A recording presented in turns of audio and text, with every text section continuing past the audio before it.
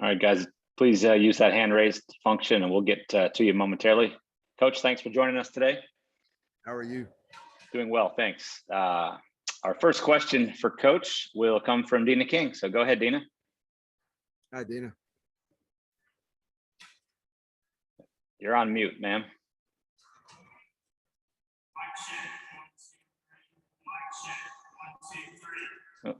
Can't hear you. You're on mute. Yeah. Dina, you're still on mute. 100%. I'm sorry. Hey, I was asking about Ty Chandler, how he has adjusted being the guy in the room, in the running back room, and how he has become a leader in that room. So Ty is obviously the veteran in the room, and he is he's kind of behaved that way throughout the spring and now in camp. And he's running with the first team right now.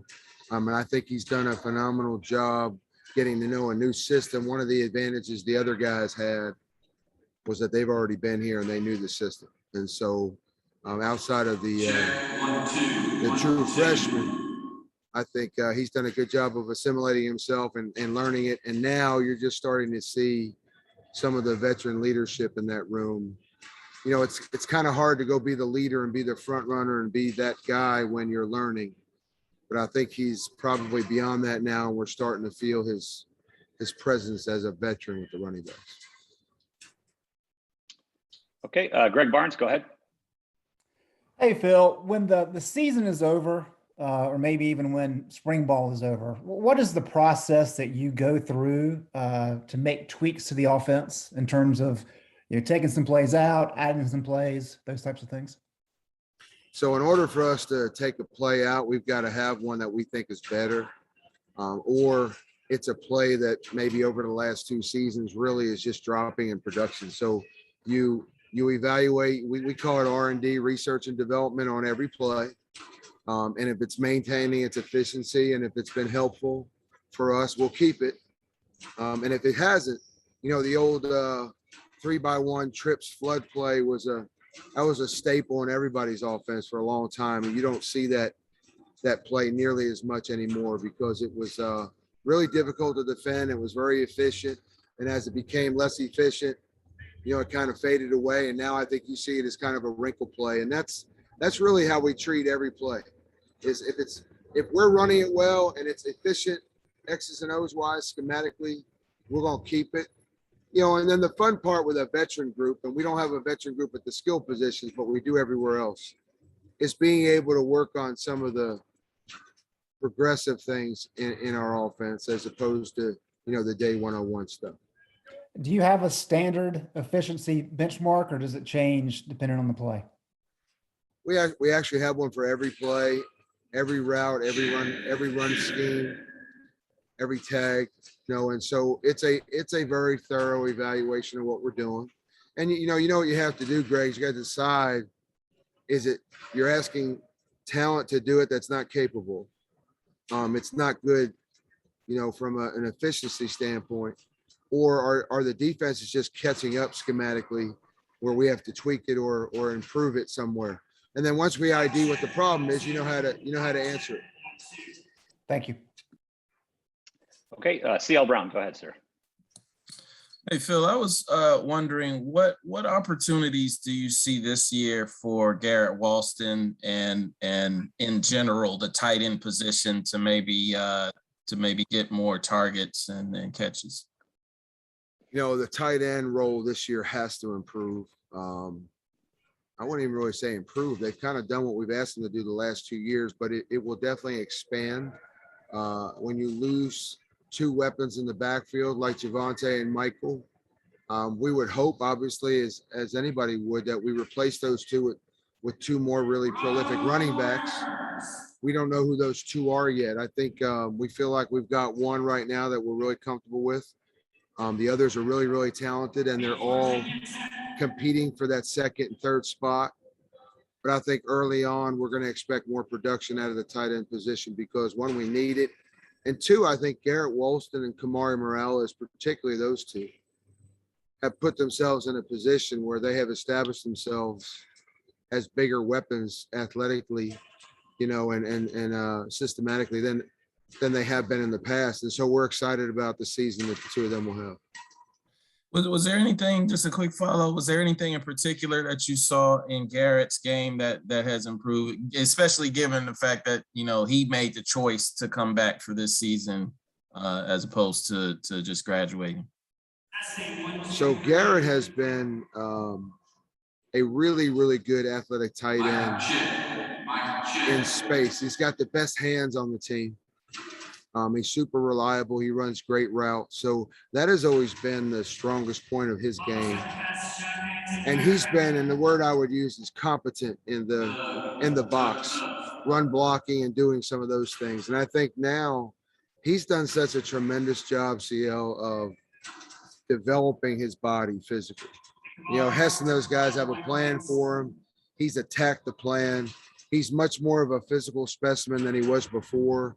And so I think he's a lot more than competent in the box now, and that makes him the true dual threat tight end that we all would hope to recruit every year.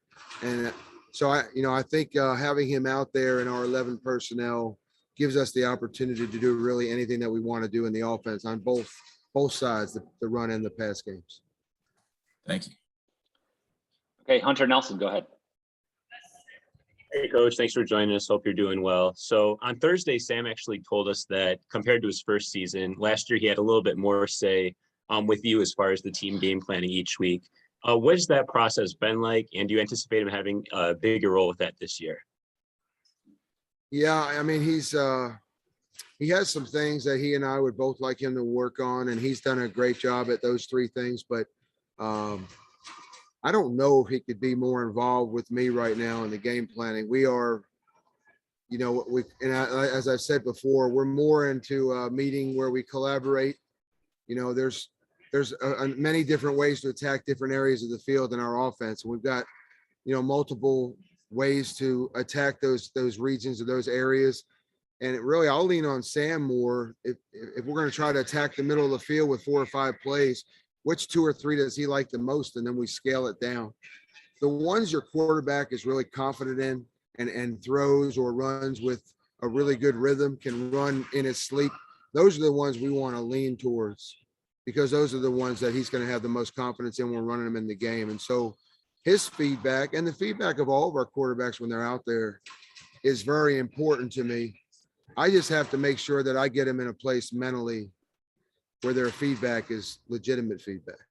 I don't want to throw 4 verticals because they love to play. I want to throw it because they're really efficient at it.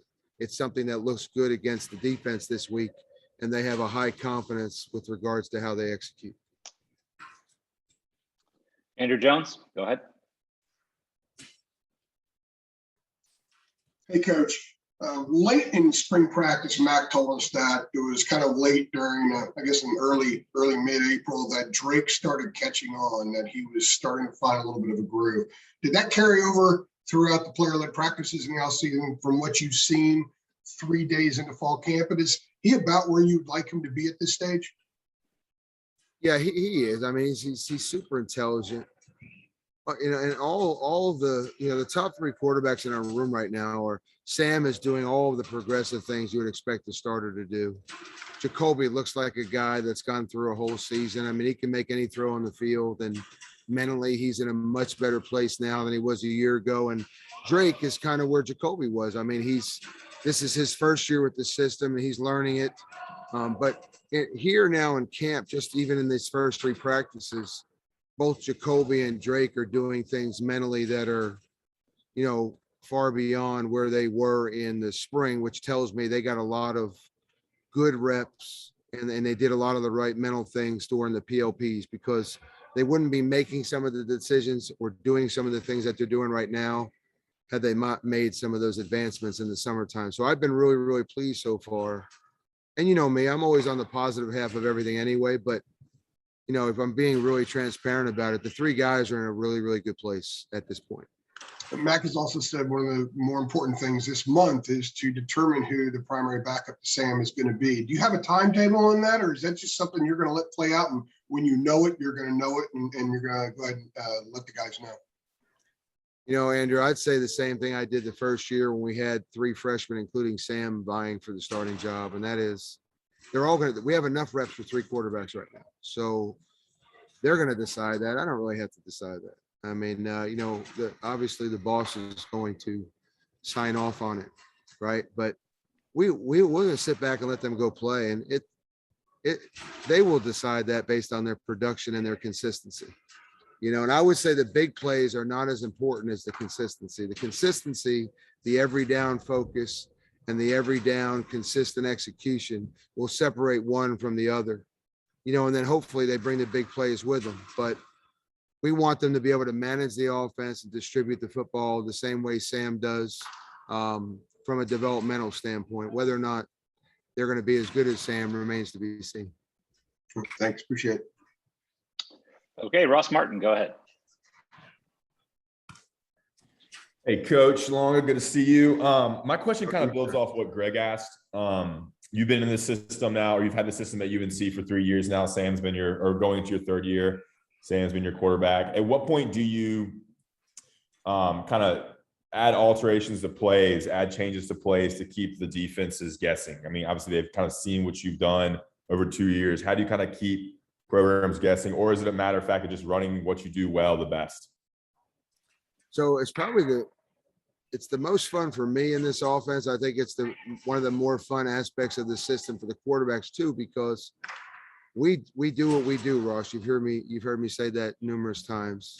The system doesn't change, but when you know the base offense so well, you're able to run the progressions off of it much more effectively because you've established, a track record out of a certain formation and a certain run or a certain pass attack. And last year we ran a lot of those, and we opened it up. And I think the progressionary plays really helped us in a lot of the bigger games. And this year, it's more of the same in terms of we really have the whole library of progression in the offense on the plate right now, because we're so well schooled on the base stuff that we do, that whatever wrinkle we need for that week, we can just tag it and run it. And it's high confidence. And there's a really high comfort level with all that stuff, because we're not reinventing the wheel, to run a double move or bounce a run play or, tweak a draw or something. And so it's right now, the whole thing is in our wheelhouse is probably what I'm trying to say. And we're, I think the guys are looking forward to the last day of install tomorrow on day 4, because they know all that progressionary stuff starts on Sunday. Over to Isaiah Lucas. Hey, Coach, how are things going? How are you, sir? Doing well. Just wanted a couple of thoughts on Josh Downs and plans for him in the offense this season.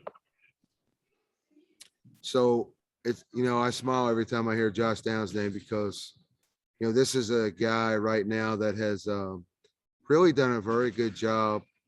As cliche as it sounds, he's done a really good job at getting better every single day that he's here.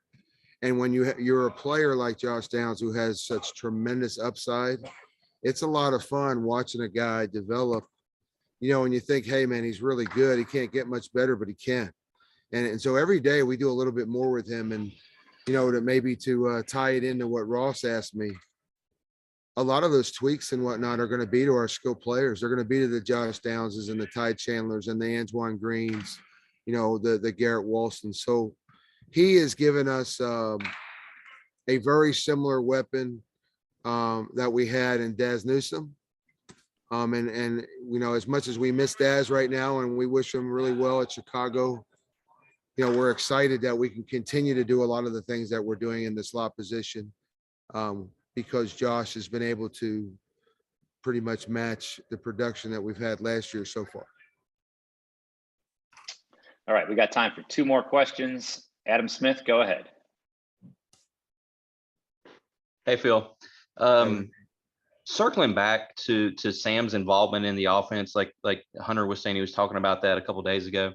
For you as a coach, as a coordinator, how do you get there in terms of your comfort level in allowing a guy to be involved? And I'm sure it's like you're saying, a progressionary thing. Like, but you know, how have you gotten there along the way with him in terms of your comfort and his involvement?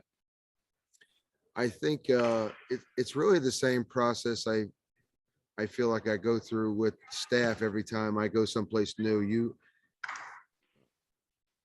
It can seem ego oriented. It can seem dictatorship like when you are insisting on running a system the way that you want the system to be run. But really, you know, you want to set the parameters for what we're doing early on so that we can get really, really good at the base stuff. And then some of the input, because we have so much experience from all of these coaches. And now we have a starting quarterback with 3 years of experience on the field. And it's been a long time since I've taken a snap at the quarterback position. So he has more experience sitting in the best seat in the house, which is right behind the center, more so than even I do. So it's fun when the system's in and we're good at it. And now, you know, when Coach Lilly has a tweak to a route, or you know, one of the other coaches has something that they've done that might make what we're doing a little bit better. It's no different than when Sam brings something to the table. He's been pushing triple Python. I'm not about to tell you what that is, but he's been pushing that for 3 years. And, you know, I have not been very, very open to it because we're not ready for that stuff. Well, this year, you know, I sent him a picture and I texted it to him, and, you know, we're taking a look at it right now, and it's a good play for us, and we have the talent to do it. He has the understanding of how to execute it. And so, you know, it's fun getting everybody's ideas as long as it fits the system and will help us win the game on Saturday. So this is kind of the third years is so much fun. As long as we execute and stay healthy, we're going to do our best job to put these guys in a position schematically where they can go be the athletes that we recruited them to be. And make no mistake, the scheme can put them in a great position, but at the end of the day, it's their talent that's going to win ball games. I mean, triple Python sounds amazing, obviously. I mean, is there a hint, just a hint that you could give? Oh, it's a prolific play. All right, let's close up today with Gregory Hall. Go ahead. Hey, Phil. Obviously, when Ty Chandler transferred to Carolina, it was known that he'd be that veteran presence in the running back room. But I'm just curious what you're looking for from the rest of those guys, these young guys throughout training camp, to maybe what they can do to show you that they're ready to be alongside him, kind of like Javonte and Michael Carter were your group last year. You know, I addressed the entire offense when we first started camp here earlier in the week, and the last slide in my presentation says character and production. And at the end of the day, with everything else that we talk about, schematics and the talent and the recruiting and the program and the resources and the staff, all those things that go into a program, for me, at the end of the day with players, those are the only two things that matter. And that's what we're asking of our running backs. And so much like our quarterback situation, the running back room, they're going to decide who plays. We're not going to decide who plays. You know, they got to have the culture in our locker room is a high character one. They've got to demonstrate that, because if they're not doing things right off the field, they're not going to play for us. And then at the end of the day, it really is about nothing more than their overall production in practice and in games. The more they produce, the more they play. It's that simple. It never has to be any more complicated than that. The only thing I would add is for young guys, they've got to be very, very sound mentally. So we're not making MAs. We're not making mental mistakes, missing mental assignments during the game. Once they get themselves to a point where they are solid mentally, it comes down to, you know, who's producing more, who pass protects better, who's producing more yards when they're running the football, and who's catching the ball out of the backfield. And I think that'll get answered here in the next 10 to 14 days. Great. Coach, we really appreciate your time today. Thank you. Thank you, fellas. Good to see y'all. Enjoy camp. Thanks, Phil.